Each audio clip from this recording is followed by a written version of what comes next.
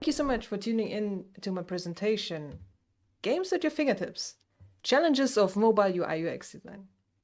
We're going to find out why you can't just slap the interface of a console game onto mobile, what pseudo-localization is, and how to hold a phone. My name is Anett. As you might be able to tell, I am from Germany, and I am a lead UI UX designer here at Atomhawk Advance, and this there is my Spanish noodle horse, Chiquita. This talk is somewhat targeted at UI UX designers that mainly work on PC and console titles, or people who are just generally curious from other disciplines. We'll be looking at 4 things here. First off, why you should care about interfaces and user experiences in mobile games in the first place. Then we'll look at how to actually create them and what you need to pay attention to. And in the next step, we're going to change our perspective a bit and learn what PC and console design can learn from mobile and vice versa. And at the very end, we'll take a look back into the future to see what's in store for mobile games. So let's jump straight in. Why you should care about mobile UI UX. Mobile games, by nature, they're very UI heavy, especially compared to the console or PC counterparts. Here we have 2 screenshots from Call of Duty. The one at the top is Call of Duty Warzone, and the one at the bottom is Call of Duty Mobile, which the name gives it away, is the mobile version of the game. Let's take a direct comparison. With this overlay, you can see I'm covering all consistent UI elements, meaning I'm ignoring the notification and the damage indicator there. So mobile games, as there's no external input device for mobile games, the controls have to live on the screen. This just takes up a lot of space, right?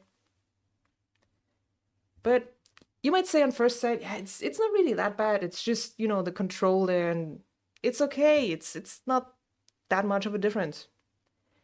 Well, we have to consider that mobile UI lives on a way tinier screen than your average console or PC game does.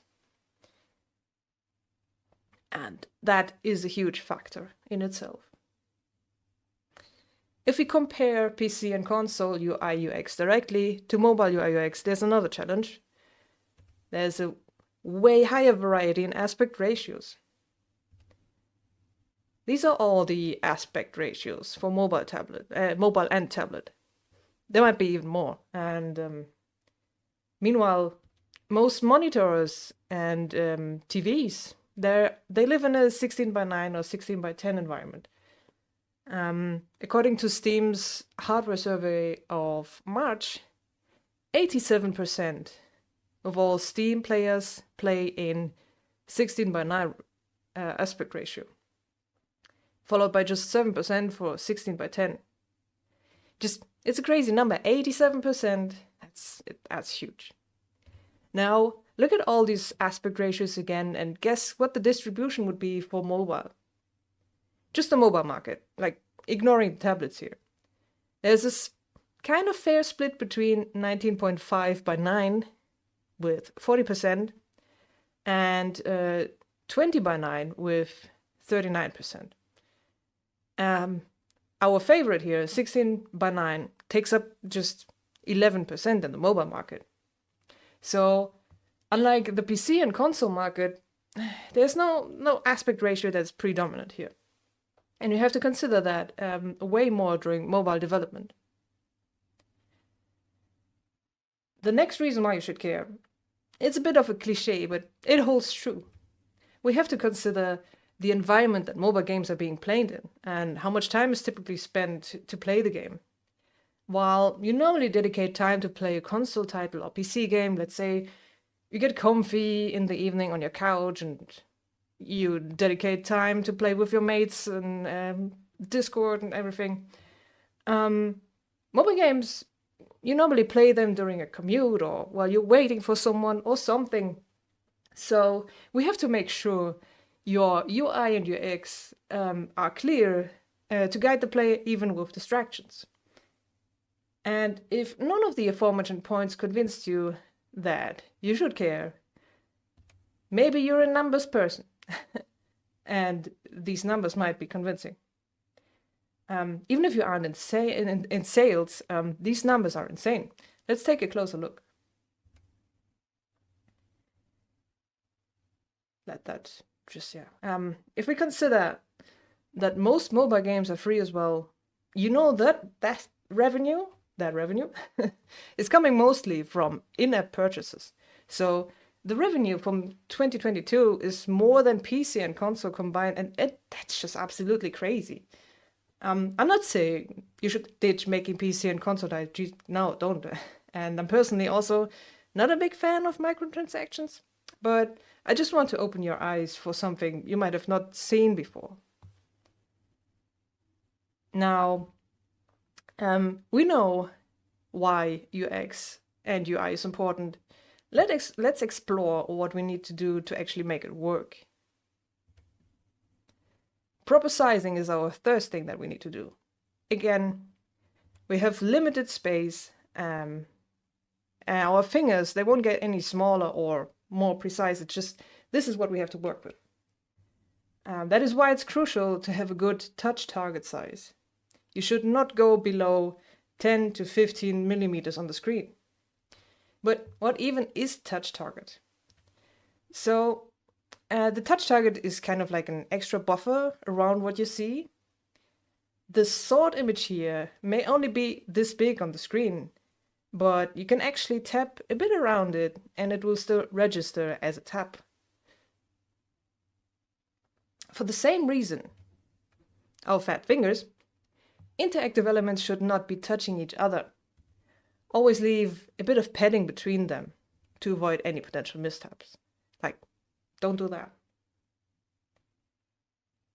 The next one, legible text.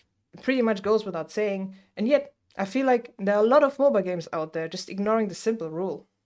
A good body font should sit at about 16 to 17 points, and small captions should definitely go below 12 points at all.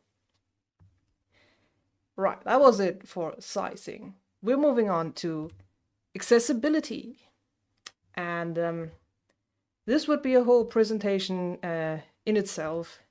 Yet again, a huge majority of mobile games doesn't even offer the most fundamental accessibility options. What do you know? It's 2024. People, it's so much. Accessibility at this point should not be a feature. It should be a given standard, and we should all strive to follow and support as best as we can. Just, the list is huge. I can't talk about it all. Yeah. Just like accessibility, localization. It should be on your mind from the beginning. Consider how your interface would behave in languages other than English, because the German language does exist. And a famously bad and unfortunate example was the German localization of Elder Scrolls Oblivion. And nobody to this day knows what the schw even means. Like, if there was no potion icon next to it, I wouldn't know. So reserve space straight in your design. If you know there will be lengthy item names, potentially leave some space for 2 lines of text. Or think how the scaling is going to behave on that text. But did you know that you can actually test things out without having the French or Italian translations at hand already? You can use pseudo-localized text for that. What is that even, you ask? So it's basically an extension, a simulation of the text, how it could appear in other languages while keeping it readable for English-speaking devs. It can show you potential upcoming issues as well, not just clipping of text into next elements. For example, here in this presentation, you can see that the R and the M, they're not supported by the font that we chose. This is things you wouldn't know until you have the final translations at your hand. But with the pseudo-localization, you can check things out before. Some engines like Unity and Godot, they already have the pseudo-localized feature built in, and it's just really handy. And if you don't have that option to check things with pseudo-localization, and you're not sure if the button length you allocated would be enough space, you can always check yourself. I made a little tool for myself, which is basically just a Google spreadsheet that uses Google Translate to give me a rough estimate of text lengths in other languages. For example, here, speed. Nice 5-letter word in English. It turns into a 15-letter monstrosity in German. This tool here, it's useful for buttons and not so much for whole paragraphs of text. And you shouldn't actually use those translations. It's just for you to check for a rough estimation, because Google doesn't know the context of the words, and translations could be very wrong. Like the word chest, for example. Are we talking about the body part or a potential mimic, right? So you can easily set up a sheet like this yourself, or you grab my version from the We Can Fix It in Your Eye website. Another thing that we need to consider that is not as relevant for PC and console design are hands. Because hands are our main input method for mobile games. And we can hold our phone both vertically and horizontally. What orientation do we want our game to be in? If your game allows for it, and you have enough time and budget, of course, you could offer both options even, which they did for Elder Scrolls Blades. There's a great GDC talk about it from Marie Jasmine on this whole topic. Can highly recommend those. Regardless of landscape or portrait mode, there are different ways to hold a phone, and they reveal a lot about your personality. No, they don't. That's bullshit. You could hold your phone one-handed. You could hold the phone in a cradled position, or with both hands at the same time, or just holding it in one hand while you're tapping about with your index finger of the other hand. And it's not just one size fits all. Of course, people will switch positions as well. So you might be typing with 2 hands, but you might be doom scrolling with just one hand. It's just easier and convenient. And on top of that, we have left and right-handed people, so it makes much more of a difference here again. As a lefty myself, I normally don't notice it too much that I'm living in a right-handed world, but when I approach an ATM, for example, with the card, I'm not sure if this is right in the camera, with the card in my left hand, and I have to do this awkward contortion of my arms just to reach the slip. Nah, don't be an ATM. Yeah, in a lot of cases, we do hold the phone just with one hand, though, just because we're on the subway and we're holding onto something. And in this case, we have to consider our thumb reach. Scott Herf did this heat map back in 2013, and you see this a lot online. And this was for the iPhone 6. And you can see already at that point that it was very difficult, or just nearly impossible to reach the top of your screen. And let me tell you, the phones definitely did not get any smaller over time, right? We reached even the point where we have solutions on an OS level to reach the top of your screen. It's I don't know if mobile phone manufacturers need to rethink, or we need to adapt the UX here, but it's certainly something to think about. And yeah, that was our section on the hands. Let's go over to layout. Because of course, when we're thinking UI UX design, we obviously have to think about layouts as well and how they affect the game. Since we learned that mobile caters to a lot of aspect ratios, we have to keep that in mind from the start. One important thing about layout is how we're going to anchor elements on the screen itself. I made a little character menu here for a mobile screen iPhone 14, for example, in a 19.5 by 9 resolution.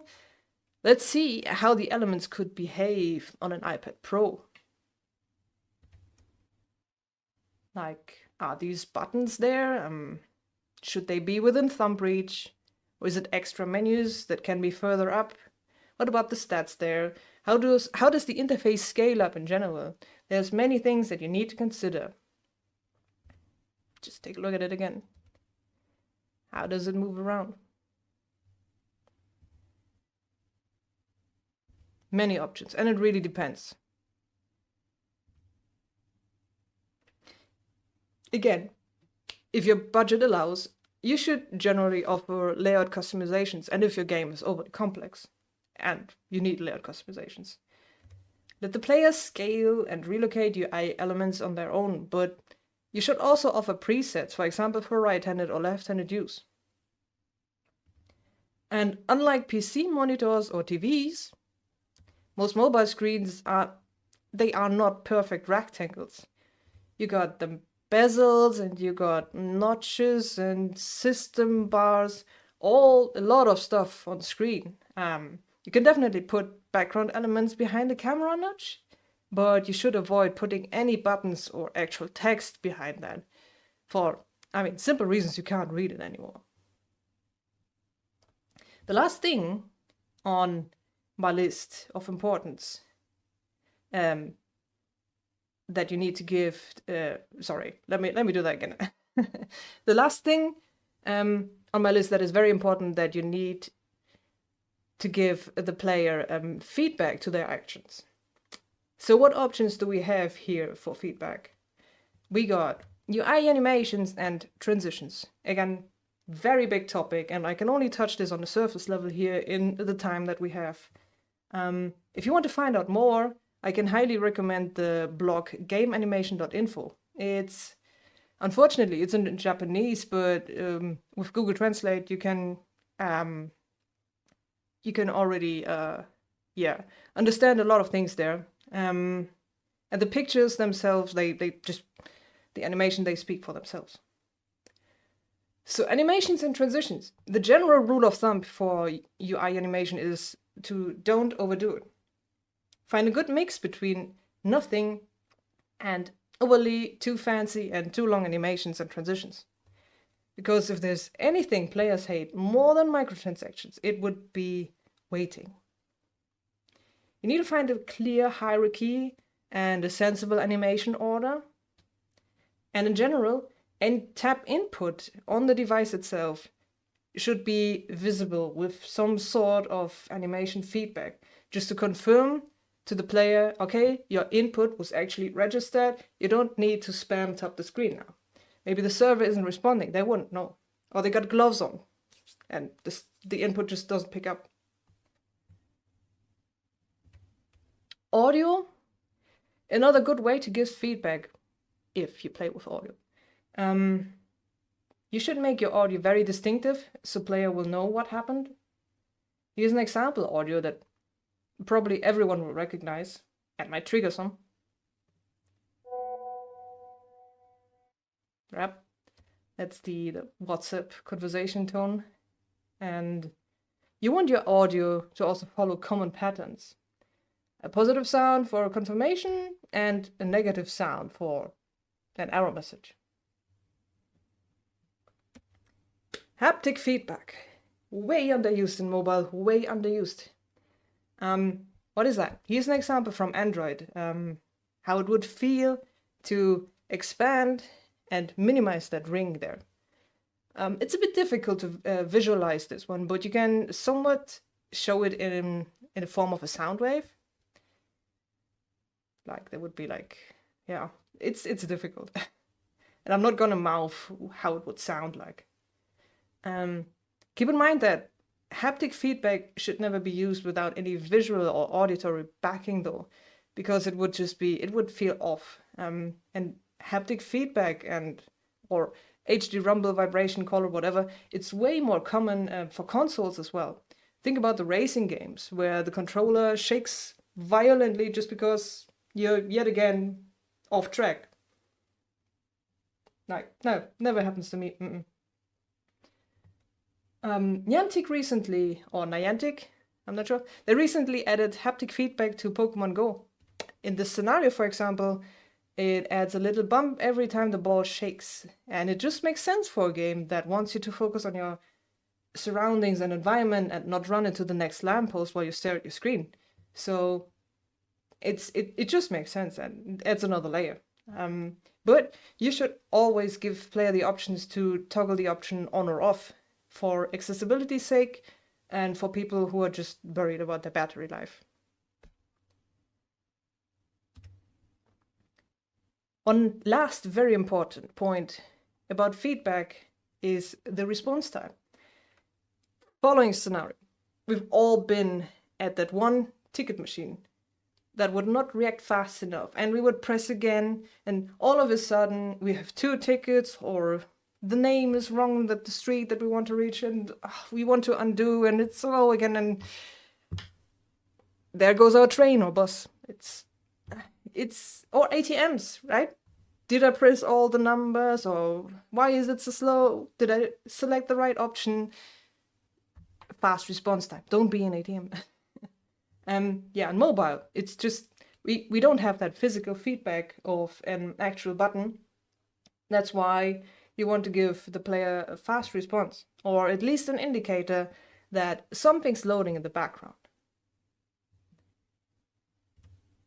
Right, I reckon this was a lot to take in, but the great thing is you can always rewatch and pause this at any time.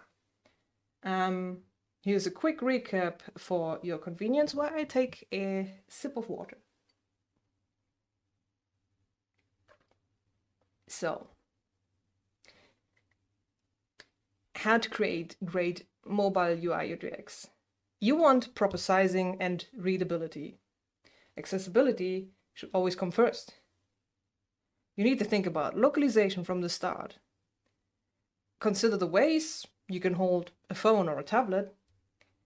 How is the layout going to behave and what safe zones do you need? And last but not least, provide feedback for touch inputs.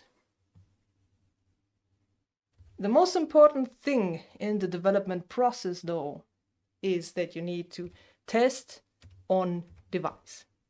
Nothing can replace that. You need a feeling for how things would be when you have it actually in your hand and touch it with your little tiny clumsy fat fingers. If you only ever design things on your 27-inch screen, you might miss something critical. Now that we were equipped with the knowledge on how to create great mobile UI UX, let's see what PC and console and mobile can learn from each other. We're starting with what mobile can do better. Accessibility. Still, very bad feature. Still very bad in mobile games, to the point that very basic accessibility features, they're straight up non-existent. Dark patterns. Let's just avoid them. There's a great article out there by Ed Coates on dark patterns. Can highly recommend. It's a great read. Maybe at this point you're applying dark patterns subconsciously or unknowingly, so educate on them. Educate yourself on them. It's very important. And I mentioned haptics before. Yeah, they don't get used too often on mobile. The technology there is also, not quite new. On the flip side, we have PC and console games. So playfulness, that is a bit of a personal take, but looking at mobile UI styles versus some console UIs, I feel there's a lot of sameness, and we lost a lot of the creativity there in UI art styles. I'm not saying every game, right? The UI style of Solium Inferno, for example, is just chef kiss. Some of you might have been around when everything had to fit onto a 700 megabyte disk or even a 16 kilobyte cartridge. I feel like we've grown very complacent with file sizes and optimization just because everyone has like 2 terabytes of storage nowadays. to the point where like games need extra downloads beside the stuff that's already on the Switch cartridge, and it's not even the day one patch. Hello? But yeah, with the smaller internal storage of phones, mobile games still have to be more aware of their data optimization. This might also change in the future. It depends. The technology there is just getting better, and we're getting more and more storage for mobile phones as well. Scalability. Yeah, we've seen the 16:9 supremacy for PC and console, and I feel like sometimes we forget to make things work on, for example, an ultra-wide screen or other resolutions 4:3. Who's playing games on 4:3? And lastly, onboarding. Most mobile games don't expect that you've ever played another mobile game before. So there are some great FTUEs out there, but yeah, you should give the player at least the option to maybe skip the tutorial as well, or better yet, just ask how experienced they are with your type of game. Now, we've looked at both sides. Let's see what mobile needs to do different compared to PC and console. Yeah, given the nature of the platform, we talked about it, we have to reduce the cognitive load on the player a lot, because there's loud environments, you have a small screen, think about the attention span, all that jazz. And with Google's and Apple's store restrictions, file size restrictions on the store, that way, they need to be and the limited internal storage. Mobile games need to optimize way more on the file size. The main input method on mobile is way more limited as well, so we only got the screen space to work with. Of course, you can attach or pair an external controller, but have you ever seen anyone on the subway playing a game with a controller on their phone? And fast response times. Important on all platforms, of course, but way more crucial on mobile.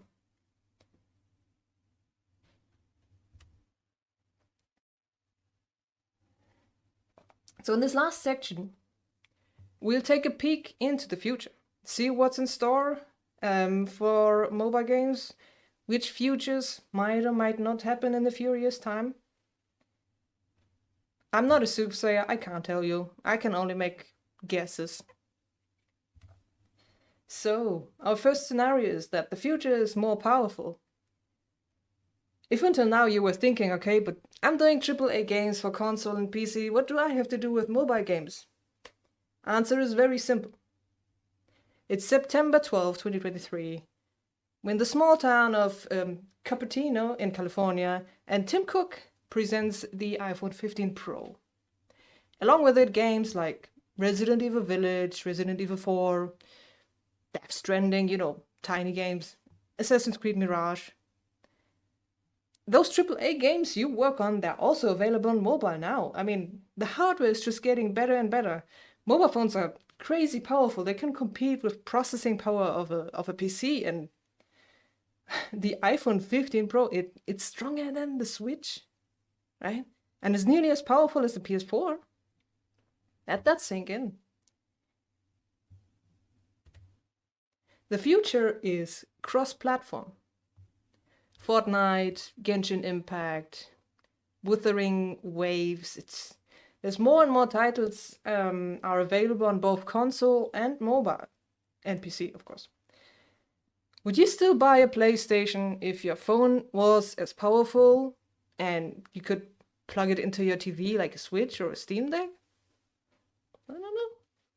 It might not even be the same gameplay. There could be limitations in handheld mode or phone mode.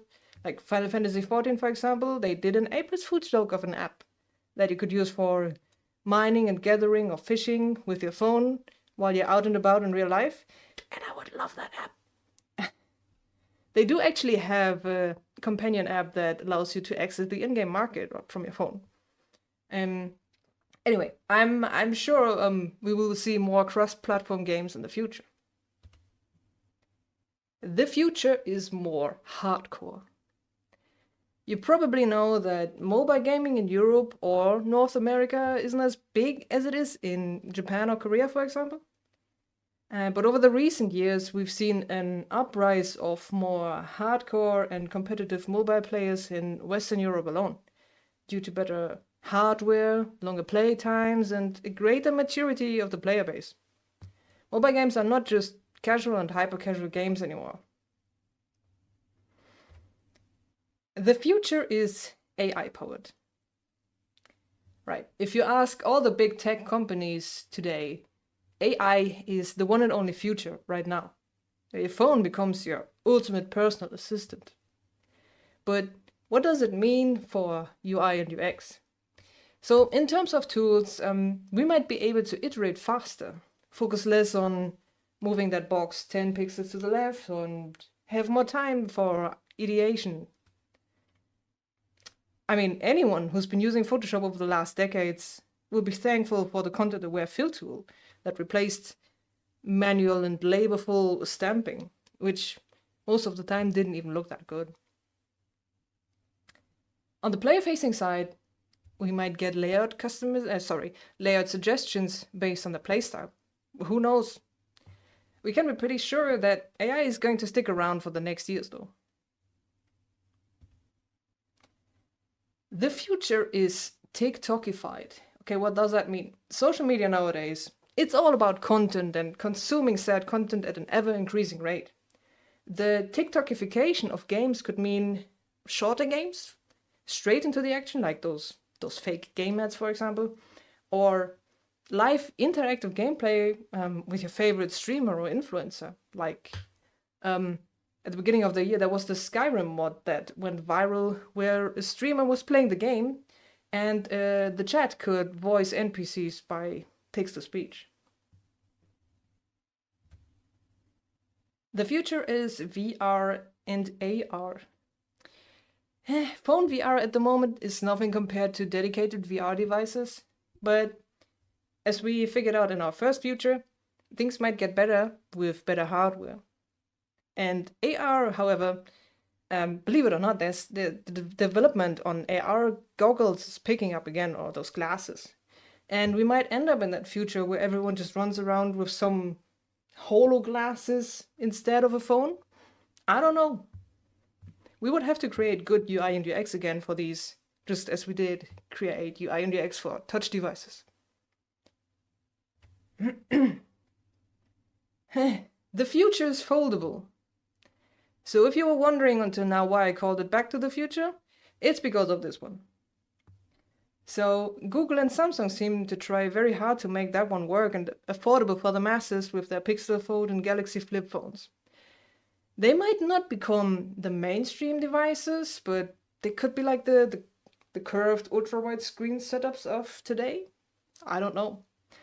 However, right now you can already play 2 games at the same time on one device, thanks to the bigger screen size. Or you could have a quick game session on the outer shell of the phone and get more immersed by flipping it open and continue playing in 4x3. Or you have like a touch controls at the bottom part like 3DS. And if you ever thought mobile UI doesn't need to change resolution on runtime, well, it damn well is a thing with those foldables. In our last scenario, we don't need an interface. So the year is 2077. Everyone has a brain implant. We control what we need directly by just thinking about it. Interfaces are obsolete at this point. This is, of course, more of a joke, but here's some food for thought. Digital interfaces haven't evolved much in the past 50 years. They still simulate physical buttons to some extent. Maybe future generations won't have that association anymore. I mean, there are already people out there not knowing why the save icon is a floppy disk or what even a floppy disk is. However, until that future happens, we should strive to deliver the best user experience and stunning interfaces every day. Thank you so much for listening. My future self will see you at the Q&A section. Okay, thank you so much to Anett for a super interesting and thoughtful talk, and for having one of the best shelf setups of SDC that I've seen so far. Thank you. And thank you all for being here today in the chat. It's been great following your comments. Good morning, everyone. My name's Rachel, and I'm your room host. We're going to be working through all of your questions. If you have one for Anett, you can post questions right now by heading to the Q&A section, which is right next to the chat. And post a question and we'll try to get through everyone. So I will start with this question from Hernan. Apologies for the pronunciation. Hi, great presentation and very clarifying.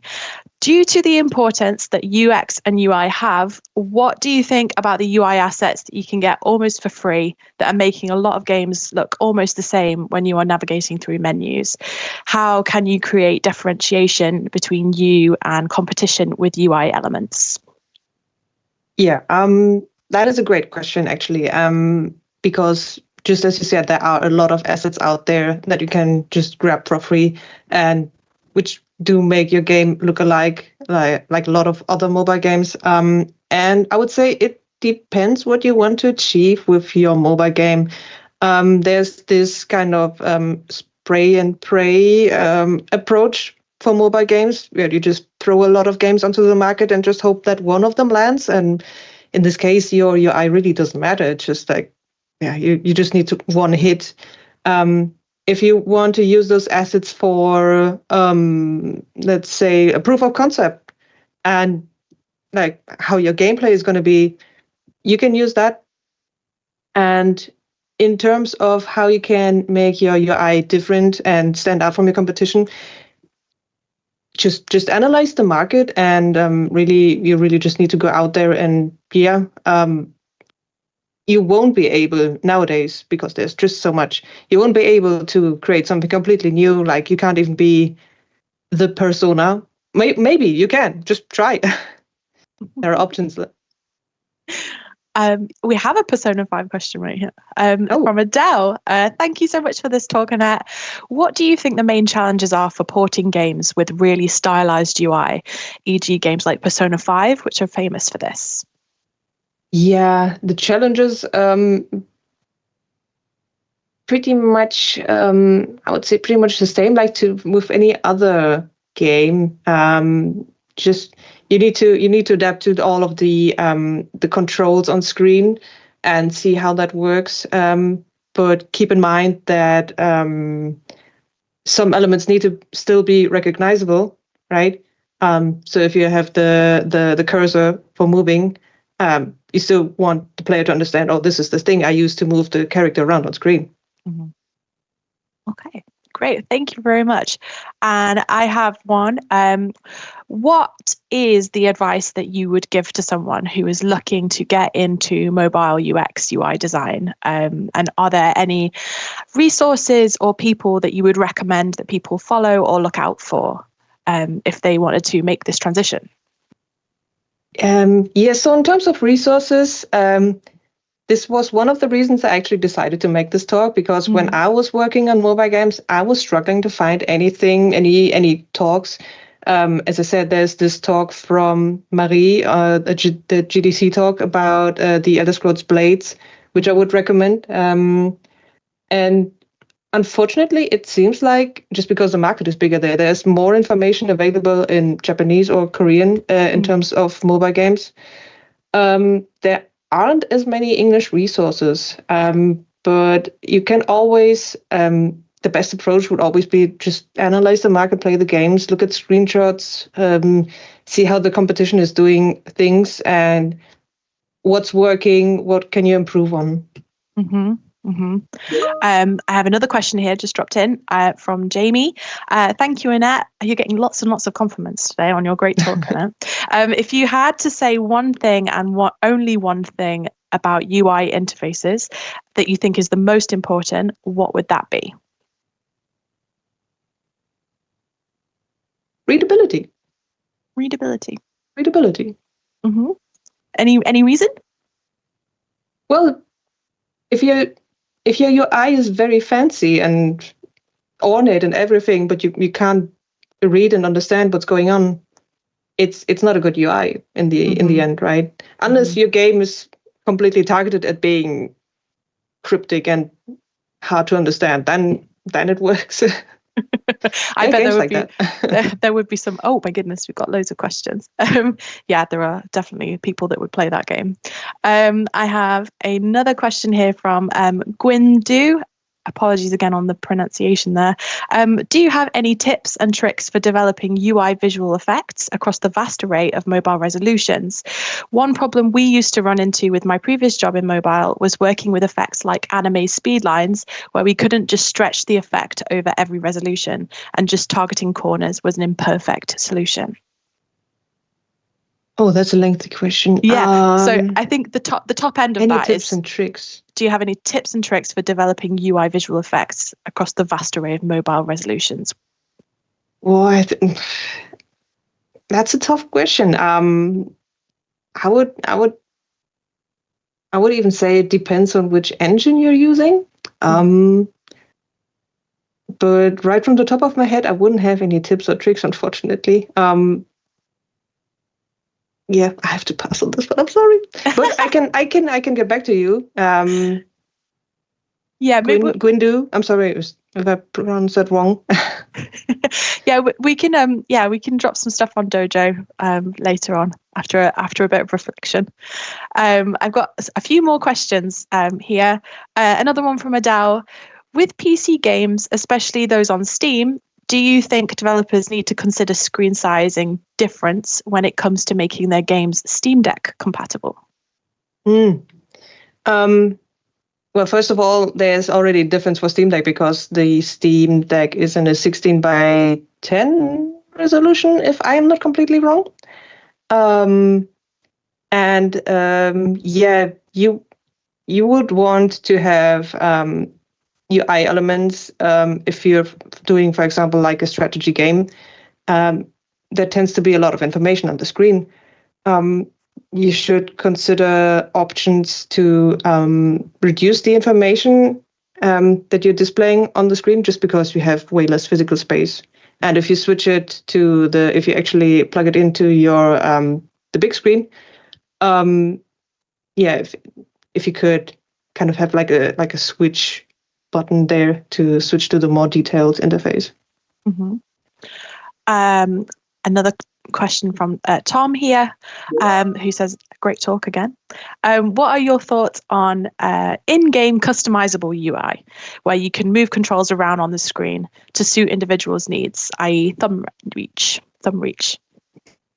Yeah, absolutely. Go for it. If you have a very complex game, and if it does make sense for like simple casual games like a puzzle game where you literally just have two things happening on the screen. But if you're looking at games like shooters like Counter-Strike, or if you're looking at RPGs, absolutely. They're great and necessary because, as I said, left and right-handedness is a thing. And there are people that are more focused on the right hand or the left hand. And if they can't move the character around because they're a lefty, it's difficult. And another one from Danielle here, or the first one from Danielle. What's the most common mistake beginner UI artists make? Too much. They put too many things on the screen and make it too complex, I would say. I would say that's true as well. I'm a graphic designer. I have a graphic design background, and that's definitely one of the things that you notice. People just really want to try and just throw everything at the screen. Yeah, yeah, really clutter stuff up. Okay, that is all the questions answered for today. So I'm going to wrap things up now. So thank you very much to Anett for your time and your wisdom today, and thank you very much to all of you in the chat for coming. I hope you have a great rest of your second SDC day, and we'll catch you soon. Thank you very much. Thank you. Bye. Bye.